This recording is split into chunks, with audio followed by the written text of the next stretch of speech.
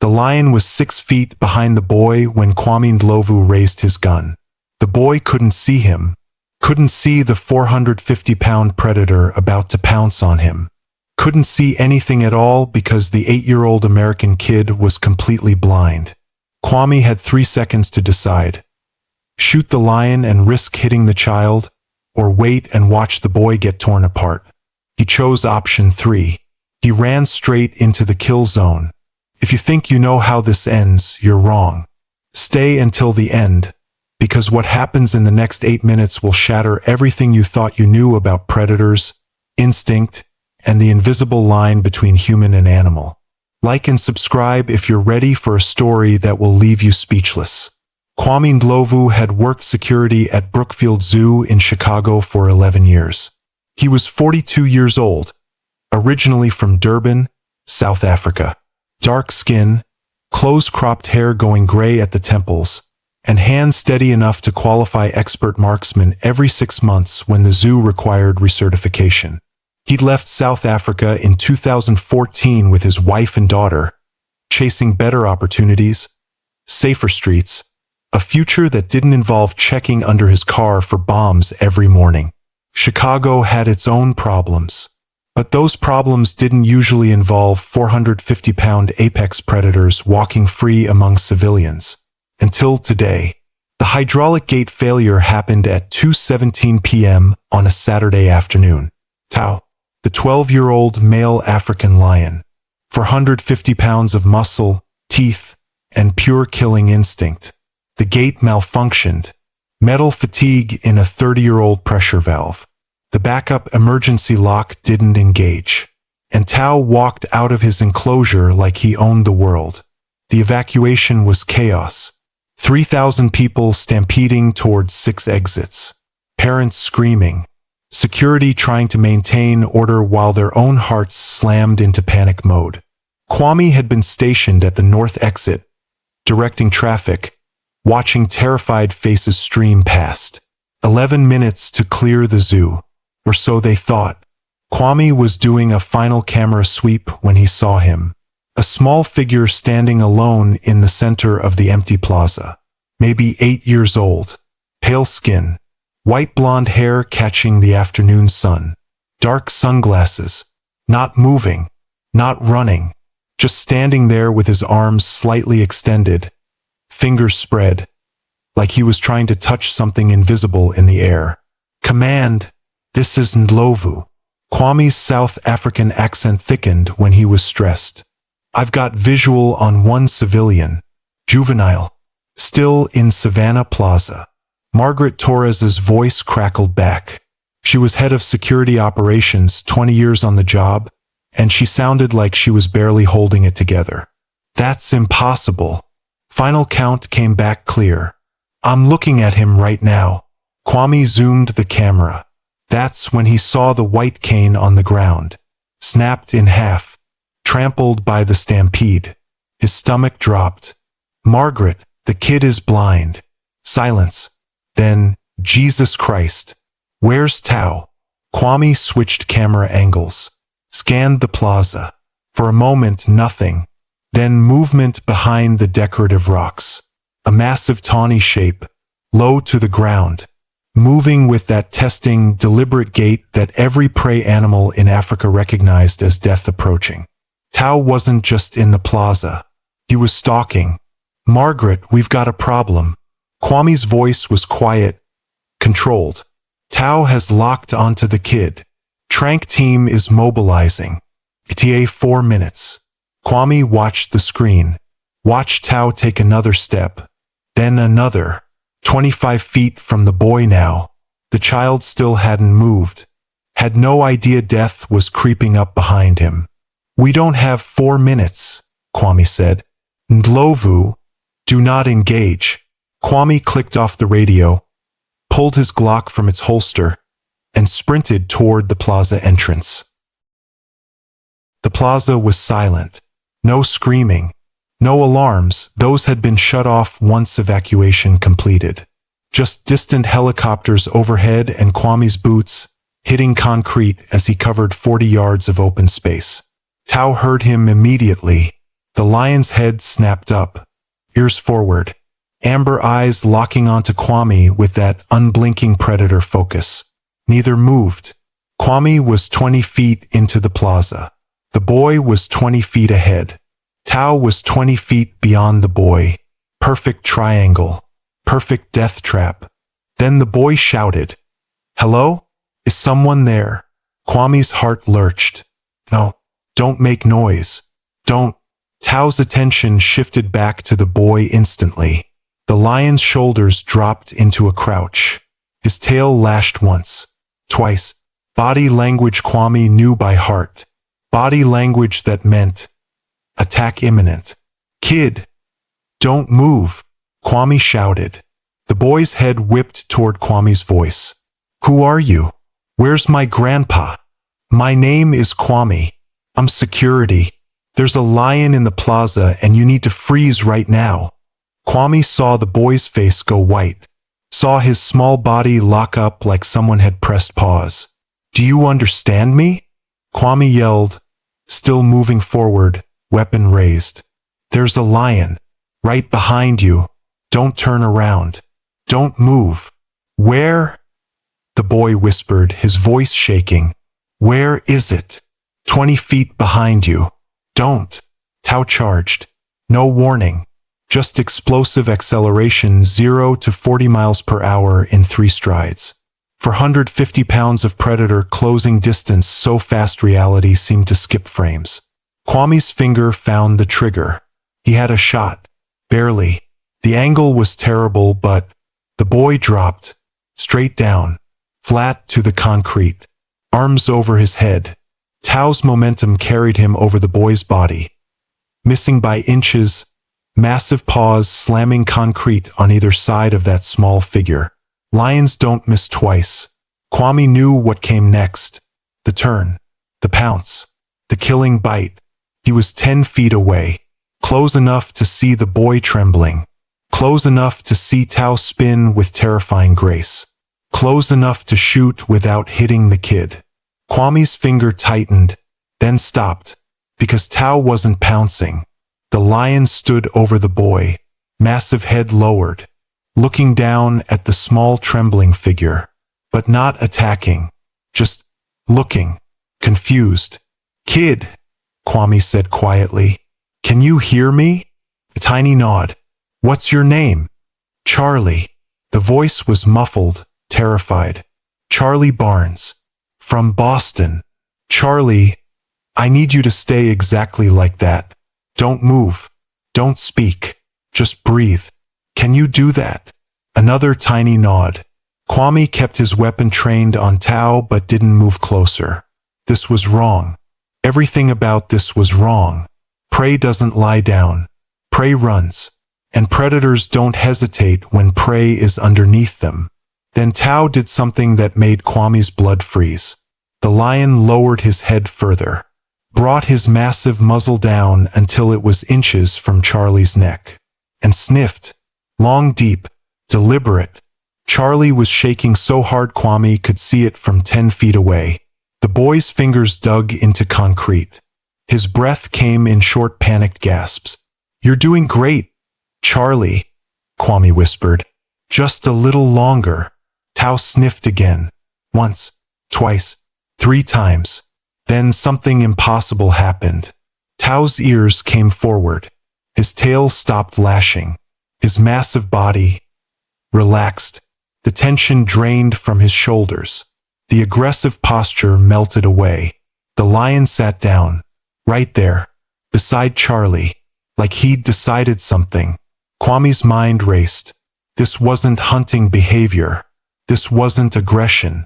This was something he'd never seen in 11 years of working with big cats. "Charlie," Kwame said carefully. The lion just sat down. "He's not attacking. But I need you to stay absolutely still. Okay? Is he going to eat me?" Charlie's voice was barely audible. Kwame looked at Tao, at the way the lion sat calmly, at the way his eyes scanned the plaza. Not looking at Charlie, but past him, around him, almost like, no, that was impossible. I don't think so, Kwame said honestly. But don't move. Not yet. Kwame took a step forward. Immediately, Tao's head swiveled. Ears flat. A low growl rumbling from his chest. Warning. Stay back. Kwame froze. Easy, boy. I'm just trying to help. The growl deepened. And that's when Kwame understood something that made no sense. The lion wasn't hunting Charlie. He was guarding him. Kwame's radio crackled. Margaret's voice, urgent.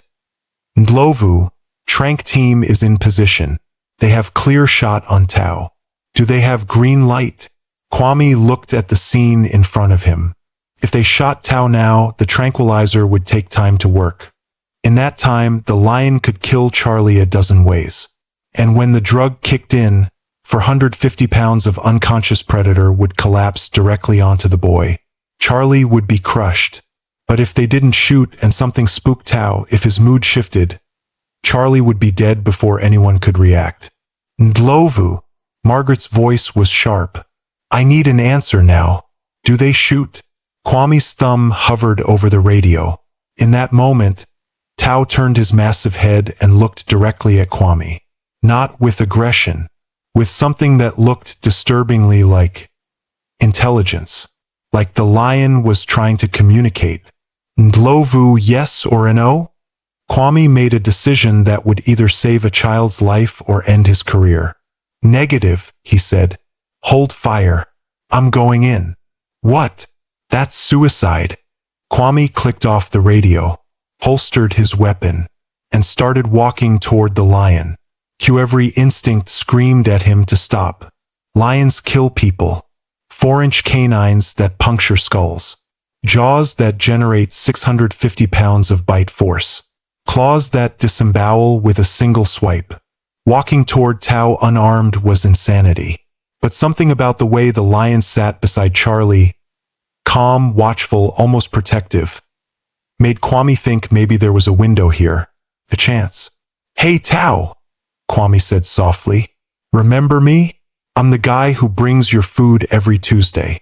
The guy who sat with you when you were sick. Tao's ears twitched. His eyes tracked Kwame's approach, but the growling stopped. I'm not here to hurt you, Kwame continued. Just here for the boy. Charlie's voice, small and terrified. Mr. Kwame? What are you doing? Something really stupid, Kwame muttered. Then louder. Charlie, stay exactly where you are. Don't move until I tell you. Yes, sir. Another step. 6 feet now. Tao shifted his weight. Not aggressively.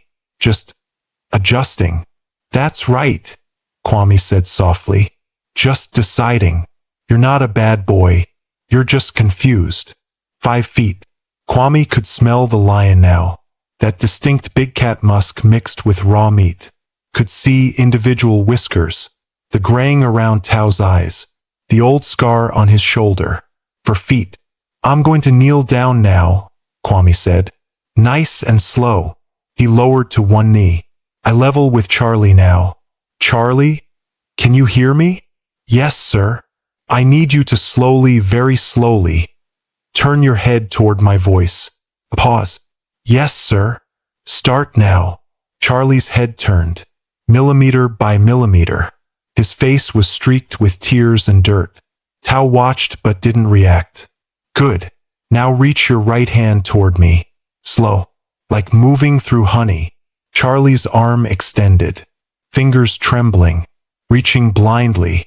Kwame extended his own hand. Their fingers touched. He wrapped his hand around Charlie's wrist. Got you, Kwame whispered. When I say go, stand up and move toward me. Fast. Don't think. Just move. Ready? Charlie nodded. Kwame looked at Tao. The lion was still sitting. Still watching. This was the moment. Go!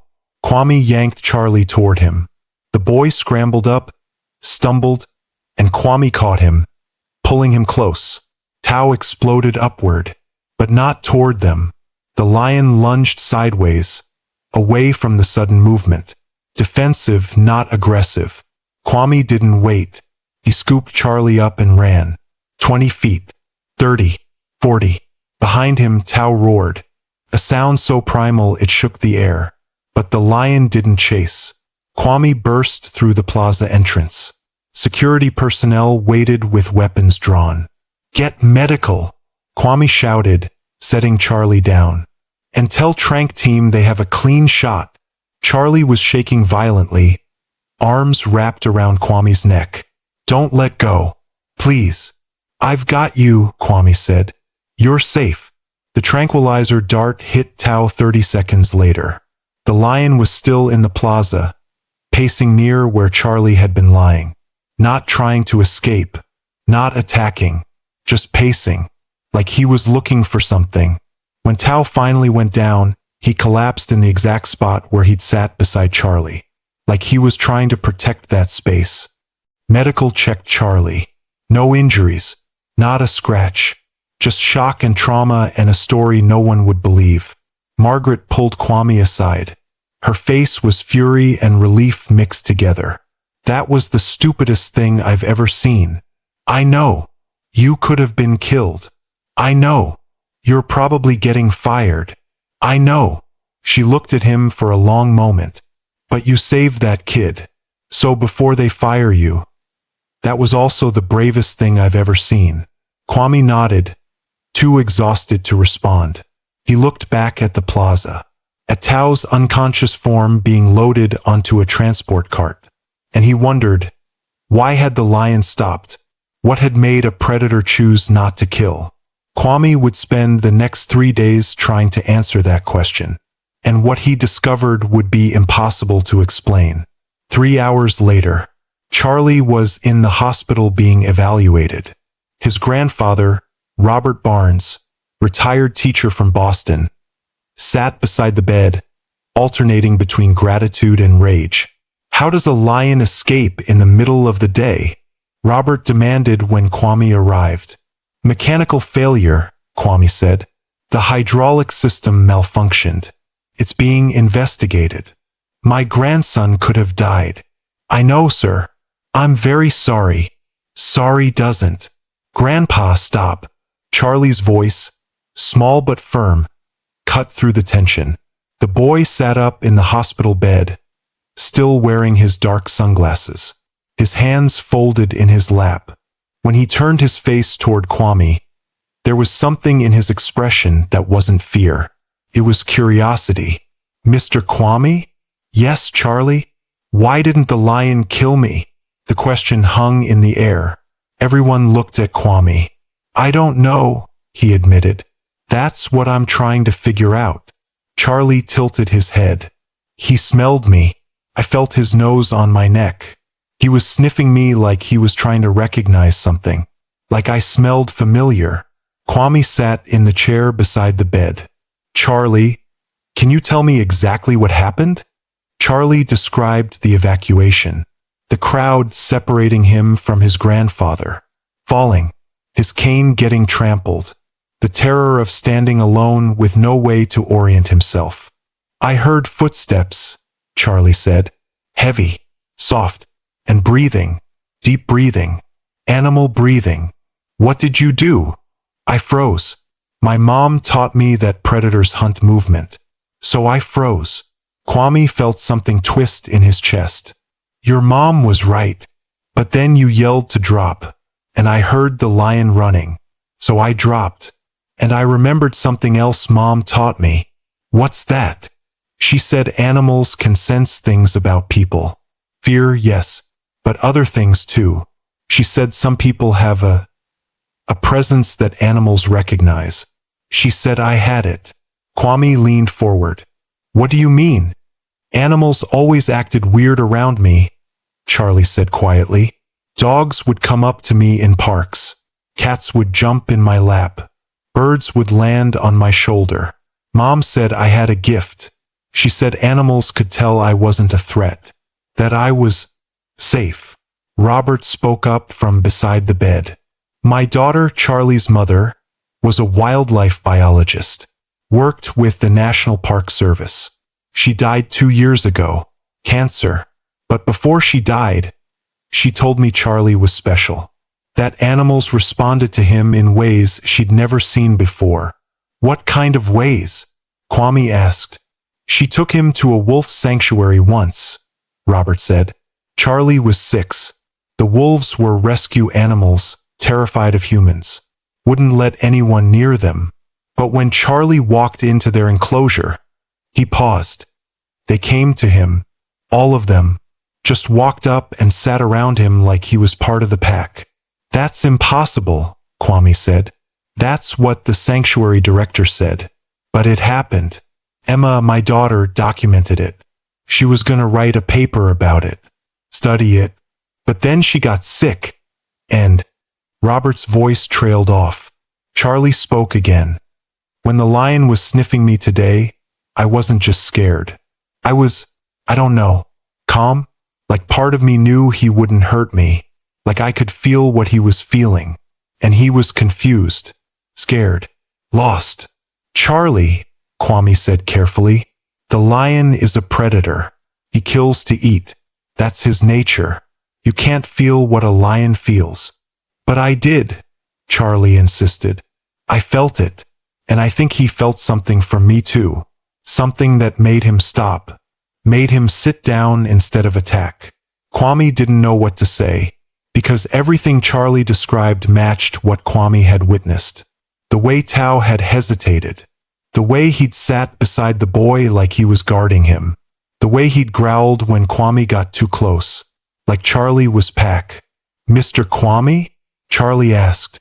Yeah. Will they hurt the lion? Because of what happened. That's not my decision. But you'll tell them it wasn't his fault, right?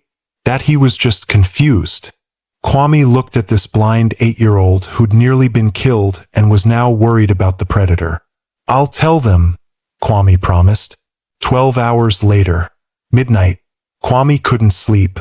He sat in his apartment, laptop open, researching. Animals and humans bonding. Unexplained animal behavior. People with unusual connections to wildlife. He found stories, lots of them. A woman in Russia who lived with a pack of wolves for 12 years. A man in Costa Rica who was adopted by a group of capuchin monkeys as a child. A girl in India who was raised by dogs and could communicate with them in ways no trainer could replicate. Anomalies. Unexplained cases. Science couldn't account for them, so they were dismissed as hoaxes or exaggerations. But what if they weren't? What if some people, rare people, had something that animals recognized? Something that transcended species barriers? Kwame's phone buzzed. Text from Margaret. Need you at the zoo. Now, something's wrong with Tao. He was in his car in 2 minutes.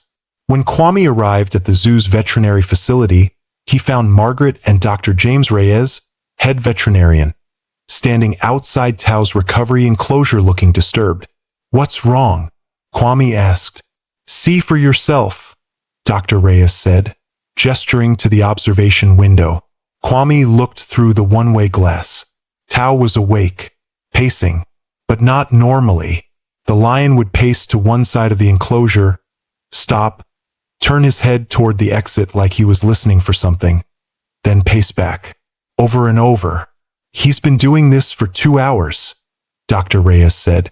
Won't eat, won't drink, won't settle. His stress markers are through the roof. What's causing it? That's the problem. We don't know. There's no medical reason for this behavior. Margaret spoke up. James, show him the video. Dr. Reyes pulled up security footage on a tablet. Footage from an hour ago. The timestamp showed 11:47 p.m. Tao was lying down, apparently resting.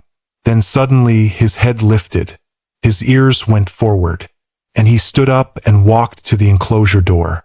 Not aggressively, purposefully, like he'd heard something. What did he hear? Kwame asked. That's the thing, Dr. Reyes said.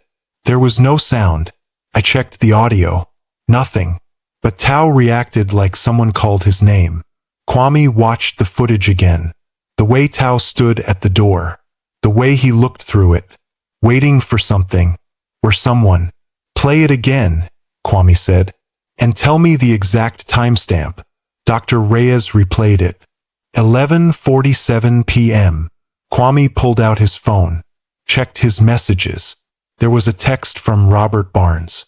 Sent at 11:46 p.m. Mr. Ndlovu, sorry to bother you. Charlie woke up from a nightmare. He's saying Tao is scared. Is the lion okay? Kwame felt ice water in his veins. Margaret, what time did Tao start pacing? Around 11:45. Why? Kwame showed them the text. The room went silent.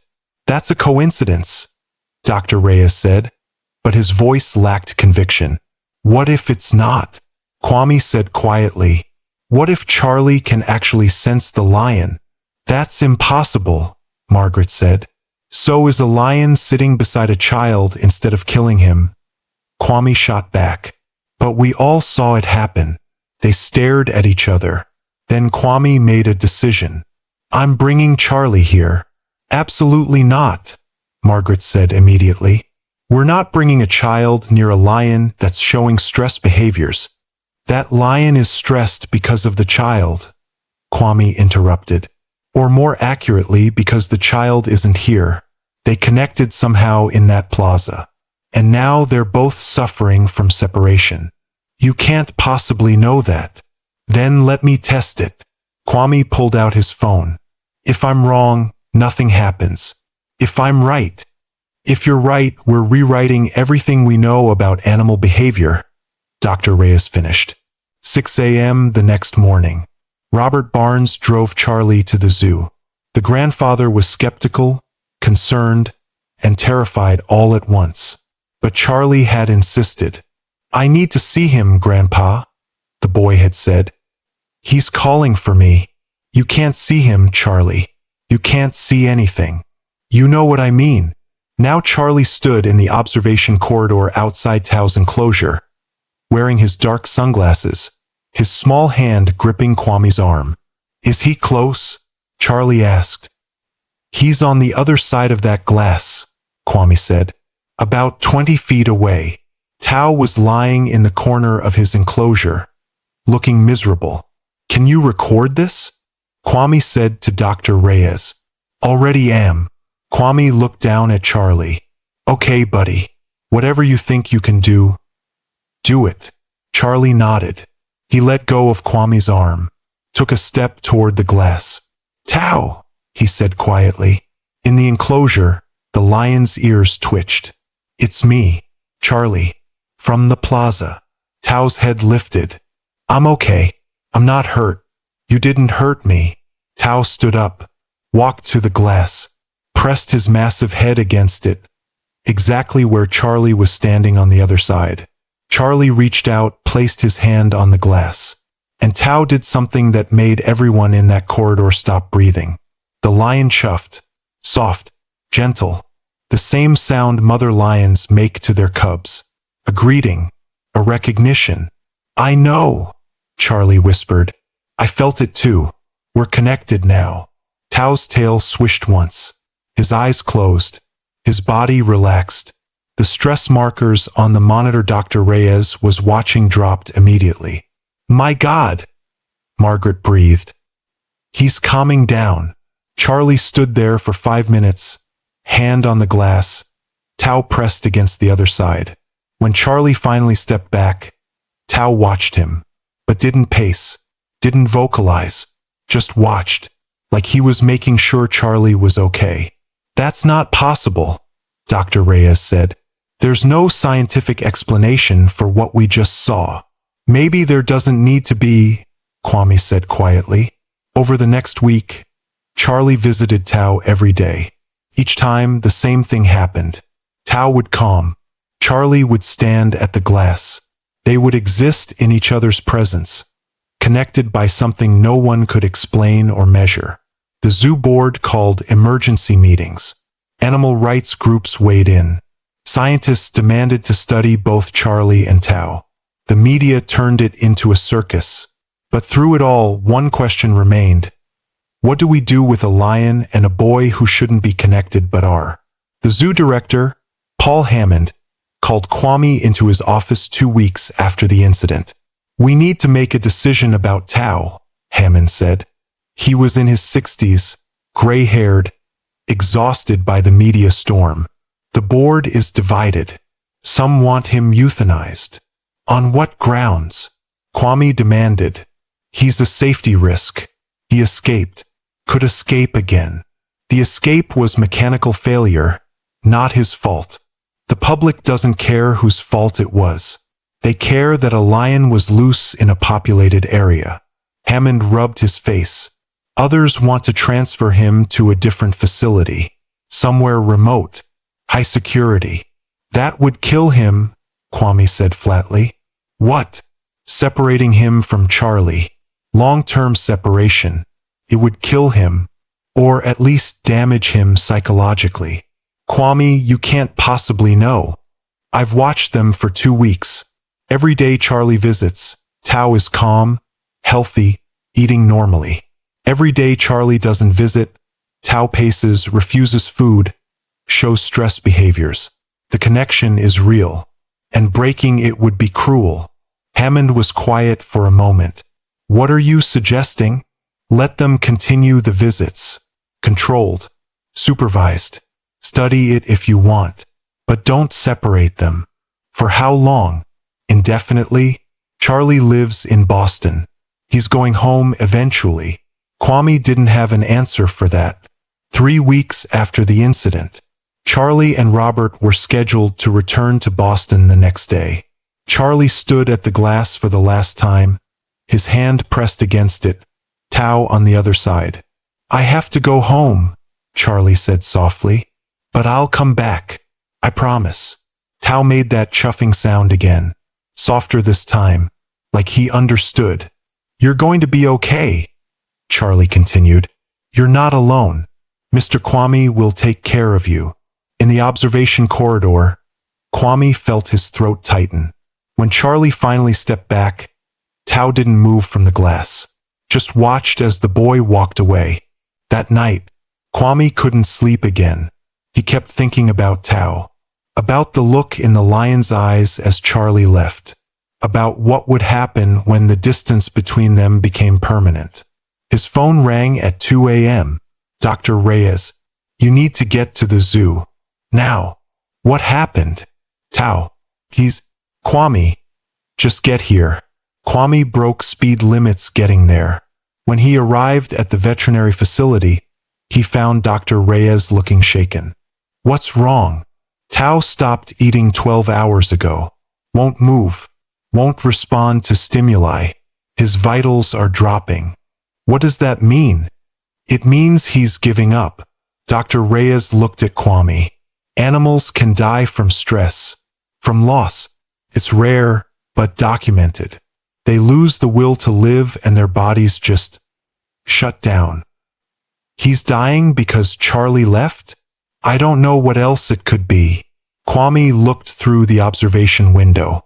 Tao was lying in the corner, looking small despite his massive size, looking defeated. "Call Robert Barnes," Kwame said. "Tell him Charlie needs to come back. Now." 6 hours later, Robert and Charlie arrived at dawn. Charlie practically ran to the observation window, his white cane tapping frantically until Kwame guided him there. "Tao!" Charlie called out. In the enclosure, Tao's head lifted slowly. "I'm here. I came back." Tao stood, walked to the glass like it took every ounce of energy he had left, pressed his head against it. Charlie pressed his hand to the glass, tears streaming down his face. "I'm sorry. I'm so sorry. I won't leave you again. I promise." Robert stood beside Kwame, watching. "What are we supposed to do?" the grandfather asked quietly. "We can't stay in Chicago forever. Charlie has school. I have a life in Boston." "I know," Kwame said. "But if we leave, the lion dies?" "That's what it looks like." Robert was silent for a long time. Then, "My daughter would have known what to do. She understood animals in ways I never could.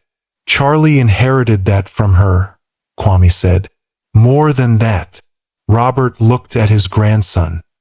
He inherited her gift, her connection, and now he's connected to a lion in a way that's keeping both of them alive. They watched as Tao's stress markers normalized, as his vitals improved, as life came back into his eyes. All because an 8-year-old blind boy was standing 20 feet away. "I'll call Charlie's school," Robert said finally. "Tell them we're extending our stay indefinitely." "Mr. Barnes, you can't." "Yes, I can." Robert's voice was firm. Emma spent her life studying animals, loving them, understanding them, and now her son has a connection to one that defies explanation. "I won't let her legacy die, and I won't let that lion die. We'll figure it out." Kwame felt something loosen in his chest. "Thank you," he said quietly. 3 months later, the solution came from an unexpected source. A wildlife sanctuary in Wisconsin contacted the zoo. They specialized in rescued big cats and had been following the news about Charlie and Tao.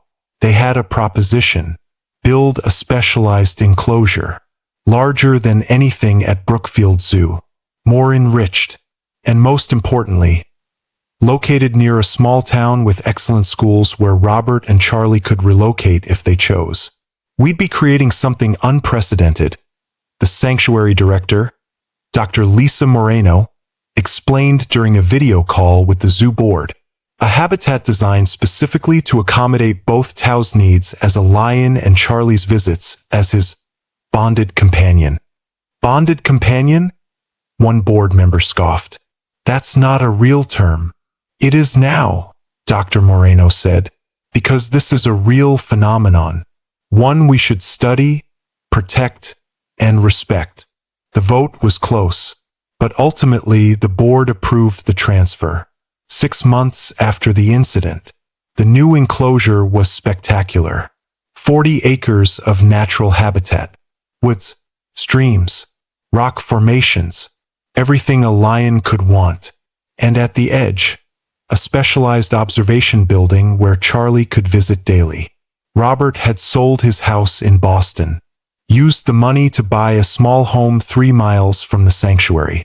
Charlie enrolled in the local school, made friends, lived as normal a life as a blind kid with a mystical connection to a lion could live. Every day after school, Robert drove him to the sanctuary. Every day, Charlie sat in that observation room with his hand on the glass. And every day, Tao pressed his massive head against the other side. They would stay like that for hours, not speaking, not moving, just being connected. Kwame visited once a month. He'd taken a job as head of security at the sanctuary, unable to leave the mystery he'd helped create. "Do you ever regret it?" Dr. Moreno asked him during one visit. "The risk you took? Running into that plaza unarmed." Kwame watched through the observation window as Charlie sat with Tao, the boy's small hand pressed against the glass, the lion's enormous head resting on the other side.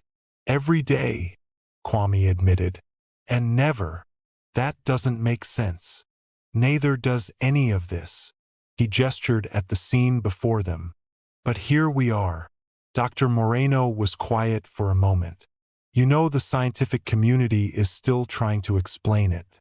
The connection. Some say it's pheromones. Others say it's electromagnetic fields. Some are convinced Charlie has a neurological difference that allows him to communicate on frequencies animals can perceive." "What do you think?" Kwame asked. She smiled. "I think some things don't need explanations. They just need to be witnessed."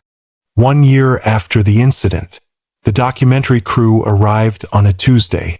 They'd been filming Charlie and Tao for 3 months, documenting their daily interactions, interviewing experts, trying to understand what the world was calling the impossible bond.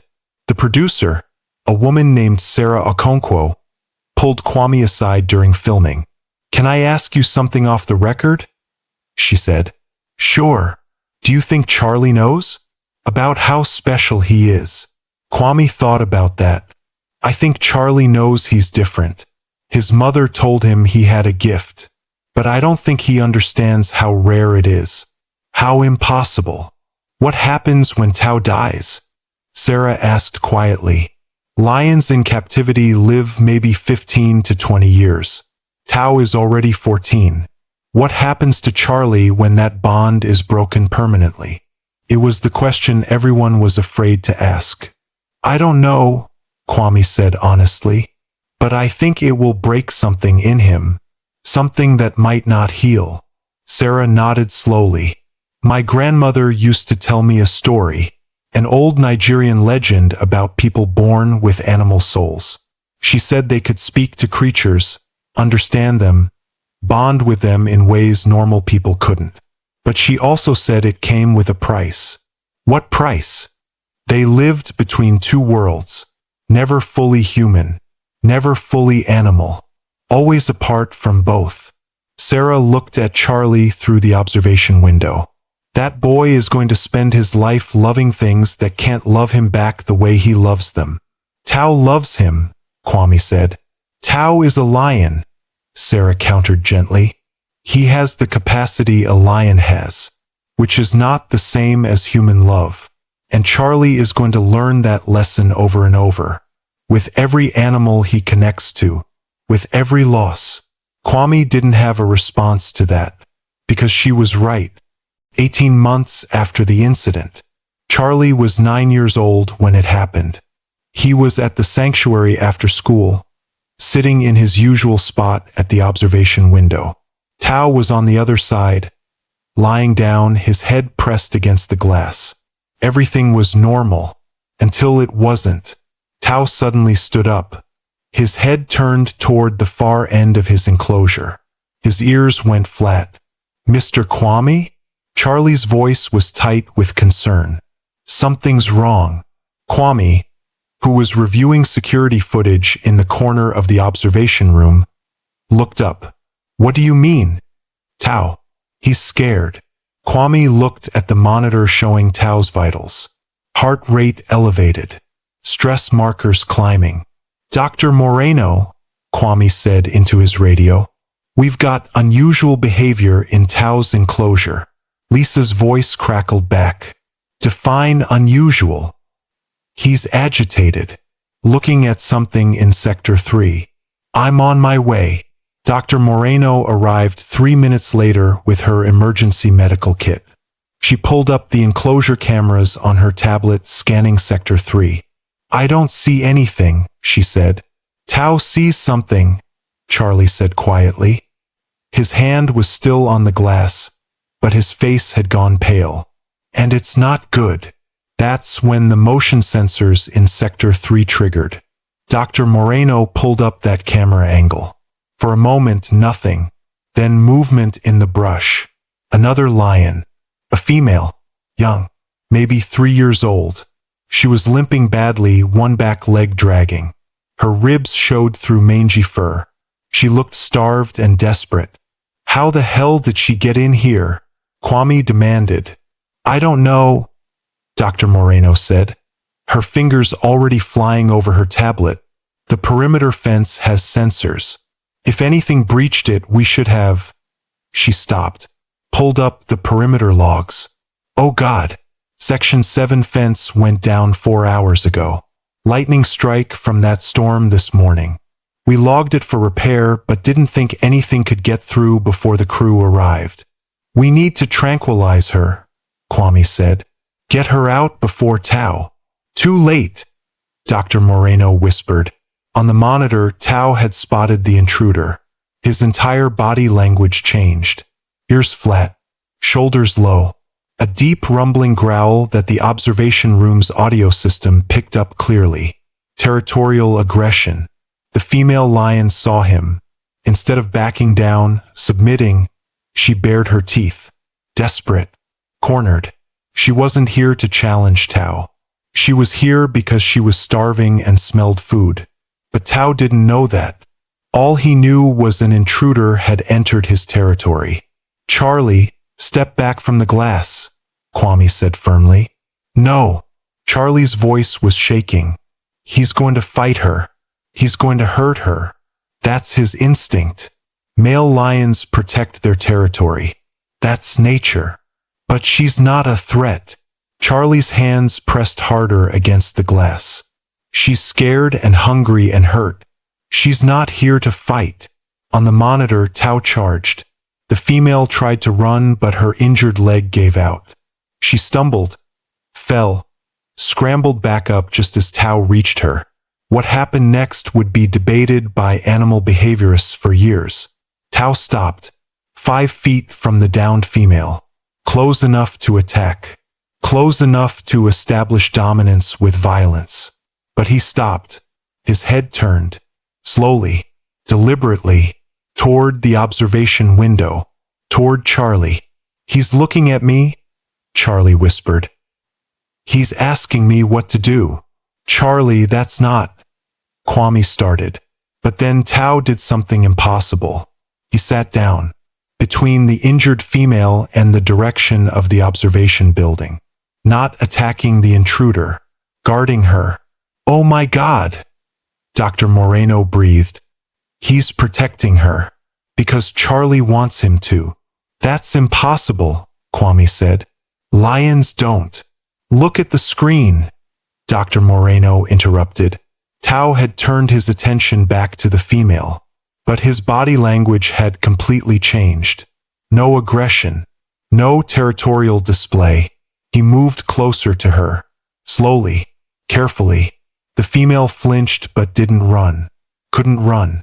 Tao lay down, 3 feet from her, making himself smaller, non-threatening.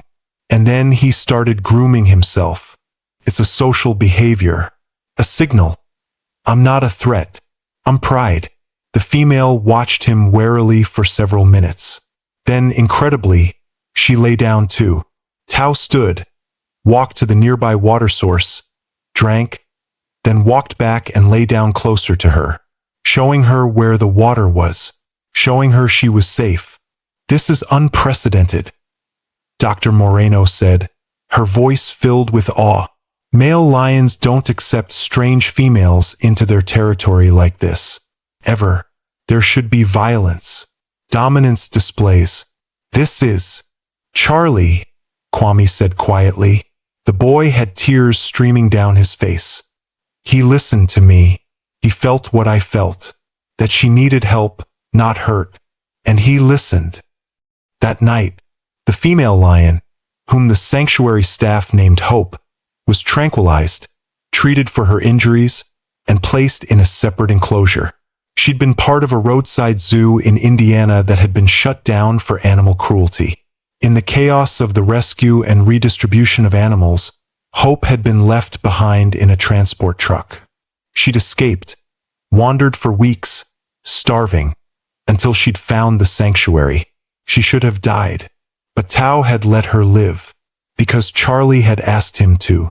That night, Kwame sat with Dr. Moreno in her office, both of them exhausted. "I need to say something," Lisa said finally, "and I need you to hear me." "Okay. What Charlie has, this gift, this connection, it's not going to stop with Tao. It's going to follow him his entire life. Every animal he encounters, he's going to bond with. He's going to feel their pain, their fear, their needs, and he's going to carry the weight of that." "I know," Kwame said. "Do you?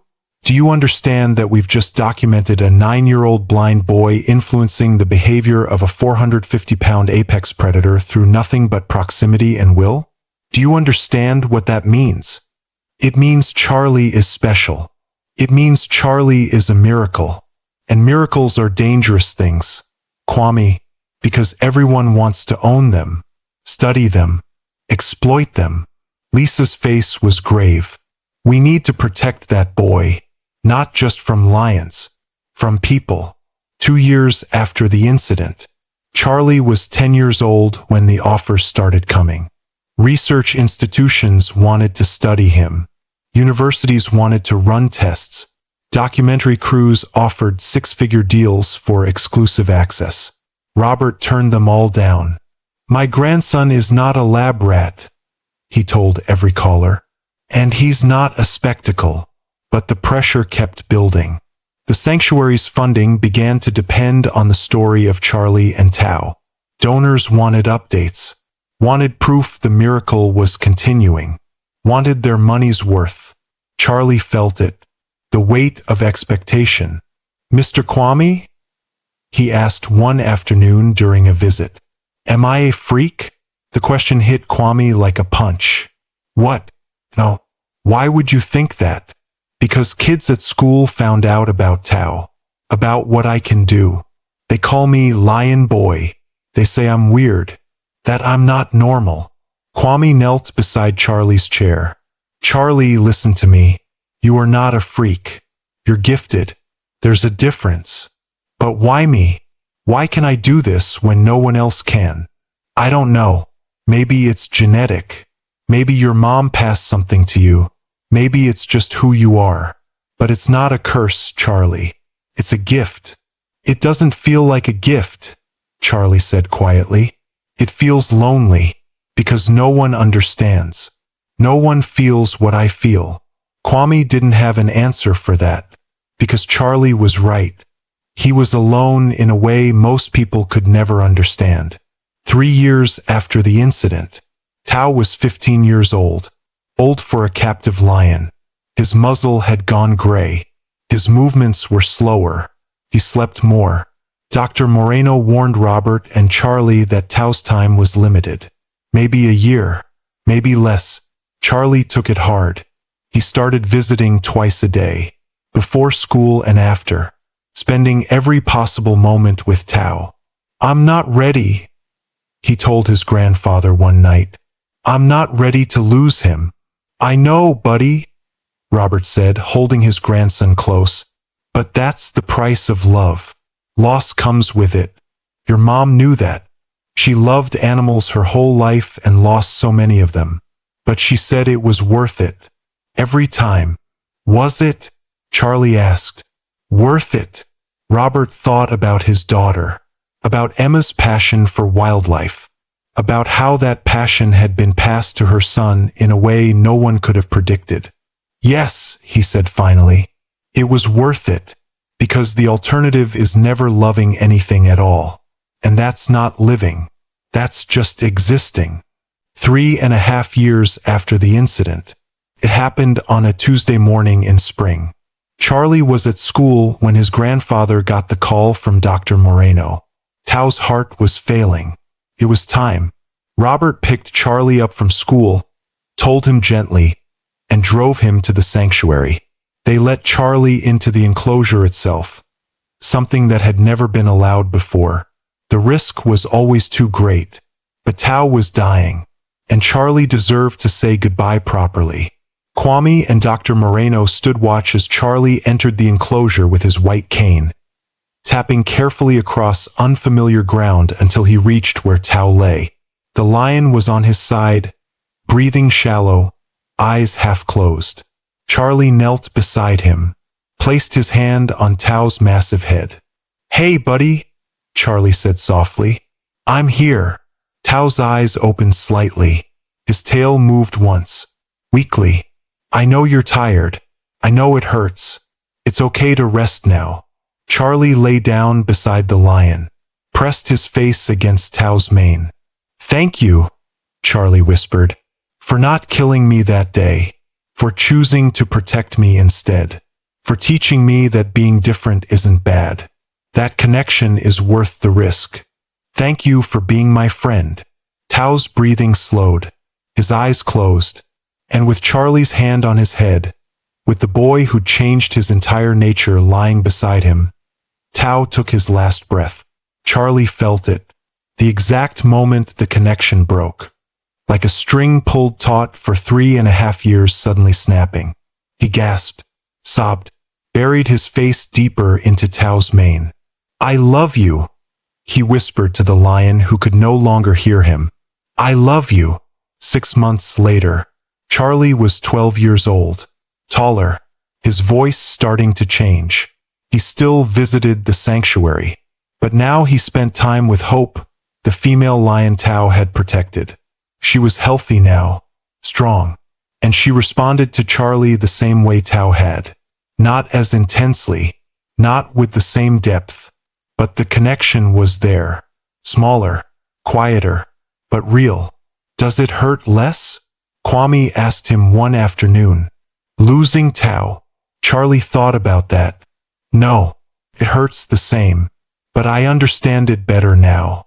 The hurt is proof the love was real. And I'd rather have the hurt than never have had Tao at all. You sound like your mother. Charlie smiled. Grandpa says that too. They stood in silence for a moment, watching hope through the observation window. Mr. Kwame? Yeah. Do you think I'll always be able to do this? Connect with animals? I don't know. Why? Because if I can, I want to use it. The way Mom did. I want to help animals that no one else can reach. The broken ones. The scared ones. The ones that everyone thinks are dangerous but are really just confused. Kwame looked at this 12-year-old blind boy who'd survived a lion attack and turned it into a mission. I think you will, Kwame said. I think you're going to change the world, Charlie Barnes. Good, Charlie said simply, because Tao changed mine, and I owe him that much. 10 years after the incident, Charlie Barnes was 18 years old when he gave the commencement speech at his high school graduation. He stood at the podium, dark sunglasses in place, white cane leaning against the lectern, and spoke to a crowd that had watched him grow up in their small Wisconsin town. When I was 8 years old, I came face to face with a predator that should have killed me, Charlie said. A 450-pound African lion. In that moment, I had a choice. Run and die, fight and die, or trust something I couldn't see or understand. He paused. I chose trust, and that trust saved my life. But more than that, it taught me something that changed who I am. It taught me that the things we fear are often just things we don't understand. That what looks like a monster might just be something confused, lost, looking for connection. In the audience, Robert wiped his eyes. Kwame sat beside him, watching the boy he'd saved become a man who would save others. My mother was a wildlife biologist, Charlie continued. She spent her life studying animals, understanding them, protecting them. She died when I was 6, but she left me with something precious. A gift, the ability to connect with creatures in ways most people can't. He smiled. Some people call it a miracle.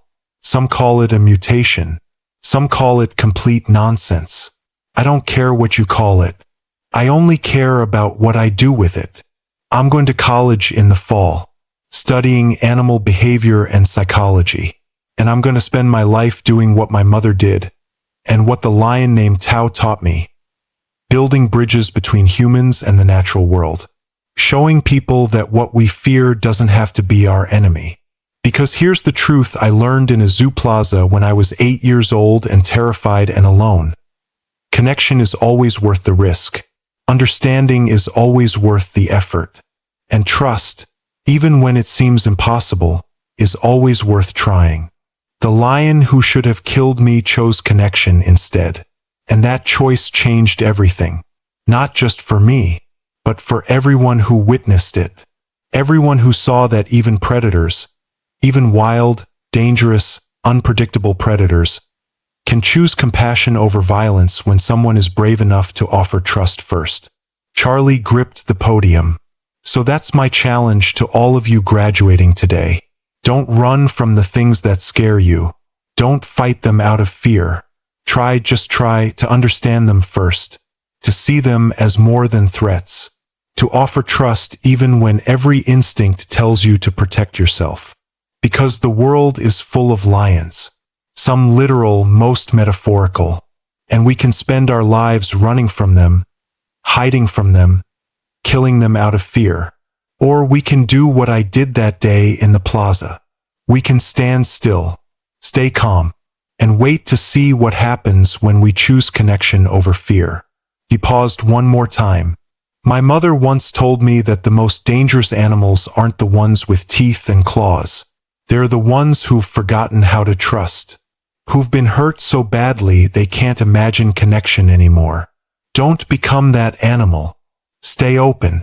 Stay brave. Stay willing to connect even when it's terrifying. Because I promise you from experience, the miracle is worth the risk. The auditorium erupted in applause. 15 years after the incident, Dr. Charlie Barnes, now 23 years old and holding a PhD in animal behavior and cognitive science, stood in the same sanctuary where he'd spent his teenage years. But he wasn't visiting. He was working. The sanctuary had expanded dramatically. It now housed 40 rescued big cats, all of them deemed unadoptable by other facilities. Too aggressive, too traumatized, too dangerous. Charlie worked with every single one of them, and every single one of them responded to him. Not like Tao had. That bond was unique once in a lifetime. But they responded. They calmed when he was near. They allowed handling. They showed behaviors with him that they showed with no one else. Kwame, now 60 years old and still head of security, watched Charlie work with a rescued tiger named Raj who'd been abused in a traveling circus for 8 years. The tiger was violent, unpredictable, had nearly killed 2 handlers at his previous facility. But with Charlie, Raj was calm, attentive, almost gentle. You ever figure out how he does it? Dr. Moreno asked, standing beside Kwame. She was graying now too, but still running the sanctuary. No, Kwame admitted, and I don't think I need to. The scientific community still wants answers. Let them want. Some things aren't meant to be dissected and explained. They're meant to be witnessed and respected. Lisa smiled. You've gotten philosophical in your old age. I've gotten realistic, Kwame corrected. I spent 15 years watching something impossible become normal. At some point, you stop asking why and just accept that it is. 20 years after the incident, Charlie Barnes was 28 years old when he received a call from a zoo in South Africa. They had a problem. A male lion named Shaka who'd been born in captivity, raised by humans, but had turned aggressive after a traumatic incident with the keeper. He'd attacked 3 people. The zoo wanted to euthanize him, but someone had seen a documentary about Charlie and Tao. They'd reached out, asking for one more option. Charlie flew to South Africa. When he walked into Shaka's enclosure, against every protocol, against every safety regulation, against the terrified objections of every zoo employee, the lion charged. Full speed, intent to kill. Charlie stood still, just like he'd done 20 years ago in a plaza in Chicago. And like Tao before him, Shaka stopped, 5 feet away, confused, curious. Charlie spoke softly in a language that wasn't words but something deeper, something primal, trust, safety, connection. Shaka sat down, and in that moment, everyone watching understood. Charlie Barnes wasn't just a man with a gift. He was a bridge between 2 worlds that were never meant to touch. 30 years after the incident, Dr. Charlie Barnes was 38 years old when he published his memoir, The Lion Who Chose Not to Kill. It became an international bestseller, not because it was about science or research or groundbreaking discoveries, but because it was about something simpler and more profound. The choice to trust when every instinct screams to run. In the final chapter, Charlie wrote, People ask me constantly how I do what I do, how I connect with animals that would kill anyone else. They want a formula, technique, a secret. But there is no secret. There's only this. I see them as more than what they can do to me. I see them as beings with fear, confusion, pain, hope, just like us. And when you see something as more than a threat, when you recognize that its fear is the same as your fear, its need for safety is the same as your need for safety, everything changes. Tao didn't spare me because I had a gift. He spared me because I didn't run, because my stillness told him I wasn't prey, because something in my presence told him I wasn't a threat. And in that space between prey and threat, we found something else, connection. That's the gift my mother left me. Not magic, not mutation, just the understanding that everything alive wants the same thing: to be seen, to be understood, to be safe. And sometimes, all it takes to turn a monster into a friend is the courage to stand still and trust that they might choose connection too. The book ended with a single photograph. 8-year-old Charlie, hand pressed against glass. Tao on the other side, massive head resting against that small hand. Two beings who shouldn't have understood each other, but did. The caption read, "The moment everything changed. Chicago, 2025. But here's what Charlie never put in the book. Because some things are too sacred to share. On the 30th anniversary of the day Tao chose not to kill him, Charlie returned to Brookfield Zoo. The plaza looked different now. Modernized. The old decorative rocks were gone, replaced with new landscaping. But Charlie could still feel it. The exact spot where he'd lain on concrete, terrified, with a lion standing over him. He knelt down, placed his hand on the ground, and for just a moment, impossible, illogical, scientifically absurd, he felt it. The pull, the connection, the sense of something large and warm and protective nearby. "Hey, Tao," Charlie whispered to a ghost that couldn't possibly be there. "I kept my promise. I helped the broken ones, the scared ones, the ones everyone thought were monsters." The wind picked up slightly, warm despite the autumn chill. "I hope you're proud of me."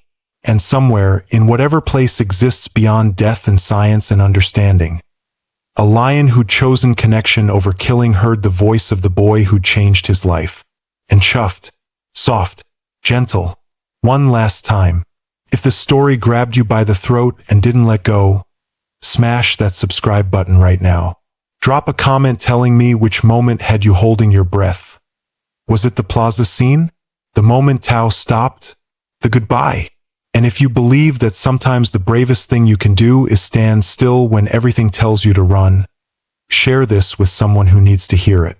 Because courage isn't always loud. Sometimes it's a blind 8-year-old boy choosing trust over terror. Sometimes it's a predator choosing connection over instinct. And sometimes it's you deciding to see monsters as more than what they can do to you. Next week, a mute girl witnesses her father's murder through a window. She can't speak. She can't scream. But what she draws will expose a conspiracy that goes higher than anyone imagined. See you then.